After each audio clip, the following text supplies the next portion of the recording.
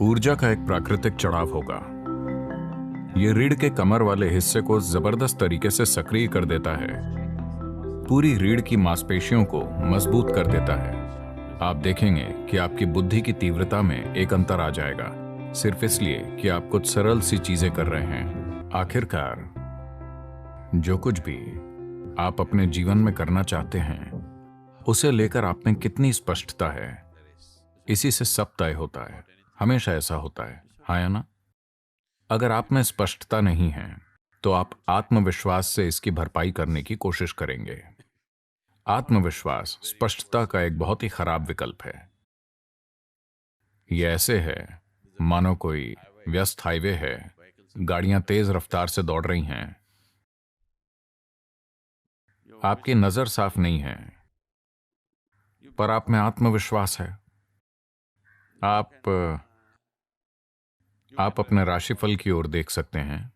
आप जानते हैं राशिफल? तो आप कह सकते हैं, मेरा राशिफल कहता है मैं 90 साल तक जीऊंगा, मुझे कुछ नहीं होने वाला, और आप शायद रास्ता क्रॉस कर लें। या किसी नारे के इस्तेमाल से आत्मविश्वास पैदा कर सकते हैं। आप जय श्री राम कह सकते हैं, आप अल्लाह अकबर कह सकते हैं, हेल मैरी, जो भी आप चाहें, जो भी आपकी मदद करता हो। जोर से नारा बोलिए और आगे बढ़ जाइए। यह काम कर सकता है।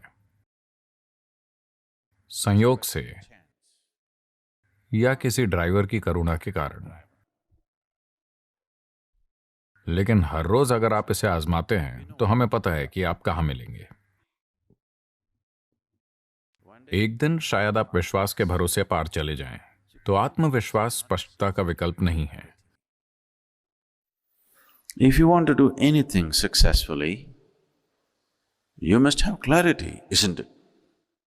अगर आप कुछ भी सफलतापूर्वक करना चाहते हैं तो आप में स्पष्टता होनी चाहिए, है ना? अगर स्पष्टता लानी है तो सबसे महत्वपूर्ण चीज है आपकी रीढ़ को एक निश्चित अवस्था में होना चाहिए, क्योंकि आपका बोध बड़े पैमाने पर वहीं से तय होता है।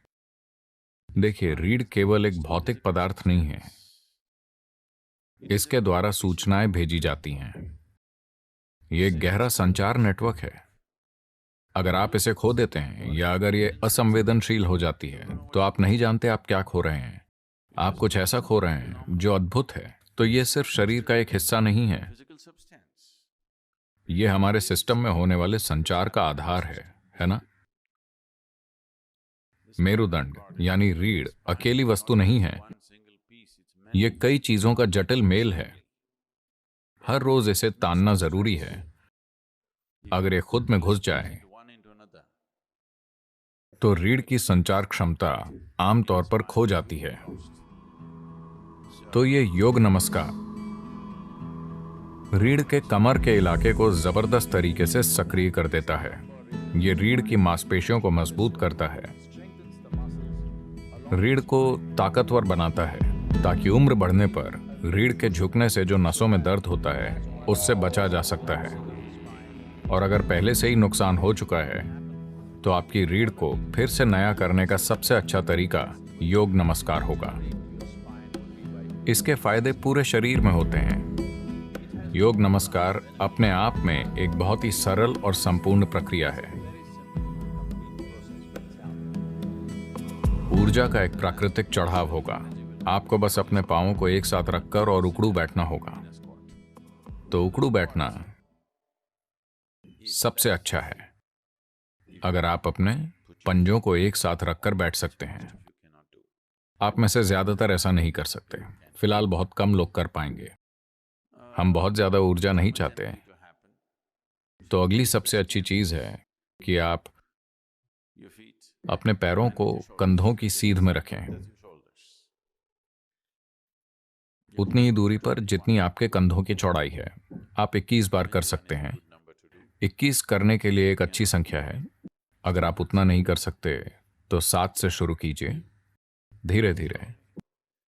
हर 2 दिनों पर अगर आप एक बढ़ाते हैं तो लगभग 40 दिनों में आप 21 पर पहुंच जाएंगे, जो एक अच्छी संख्या है। आप देखेंगे कि इससे आपकी काम करने की क्षमता में एक जबरदस्त अंतर आएगा। अगर आपकी बुद्धिमानी, आपकी बुद्धि की तीव्रता को मापने का कोई तरीका हो, तो आप अंतर आता हुआ देख पाएंगे।